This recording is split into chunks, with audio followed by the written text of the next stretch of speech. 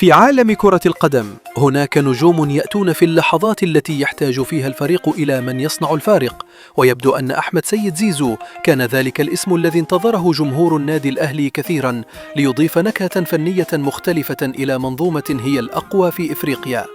انتقال زيزو إلى القلعة الحمراء لم يكن مجرد صفقة، بل كان حدثاً أشعل مواقع التواصل وتصدر عناوين الصحف والمواقع الرياضية لما حمله من مفاجآت وكواليس مثيرة غيرت من شكل المنافسة المحلية والعربية. فمن هو زيزو؟ وكيف بدأت الحكاية؟ وما الذي جعل انضمامه للأهلي يدوي بهذه القوة؟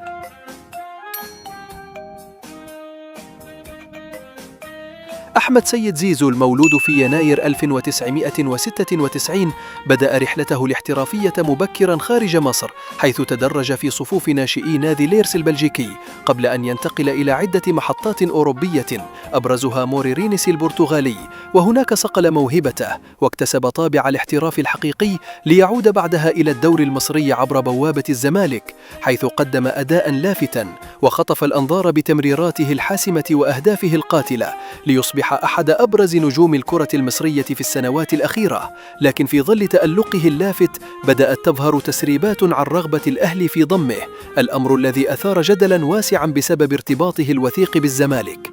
ورغم أن الصفقة بدت مستحيلة في البداية، إلا أن عامل الاحتراف والرغبة في خوض تجربة جديدة على أعلى مستوى جعلت زيزو يفتح الباب أمام هذه الخطوة. ومع نهاية موسم طويل من الترقب والصمت، فجر الأهلي مفاجأة من العيار الثقيل بالإعلان رسميا عن انضمام زيزو إلى صفوفه في صفقة قدر أنها الأكبر داخل الدوري المصري من حيث القيمة التسويقية والشروط الشخصية، حيث حصل الأهلي على توقيعه بعد سلسلة طويلة من المفاوضات المعقدة كان بطلها الخفي رغبة اللاعب في خوض تحد جديد والمشاركة في بطولات كبرى ككأس العالم للأندية. وبالفعل لم يخيب زيزو التوقعات، فجاء ظهوره الأول بقميص الأهلي في كأس العالم للأندية، وكأنه إعلان رسمي عن ميلاد نجم جديد داخل المنظومة الحمراء. ففي المباراة الأولى أمام إنتر ميامي الأمريكي خطف الأضواء بلمساته السحرية وتمريراته الدقيقة، أما في المواجهة الثانية أمام بالميراس البرازيلي فقدم زيزو أداء استثنائيا، حيث نجح في قيادة المرتدات وصنع الخطورة في كل كرة تصل إليه. ثم جاءت المواجهة الكبرى أمام بورتو البرتغالي، وهناك تألق زيزو بشكل لافت ليؤكد أنه لم يأتي ليكون مجرد اسم، بل يصنع تاريخا جديدا في مسيرته. زيزو لم يكن مجرد صفقة قوية على الورق، بل لاعب أحدث الفارق على أرض الملعب، وجعل من الأهلي فريقا أكثر مرونة وهجومية بفضل تحركاته الذكية ورؤيته الثاقبة.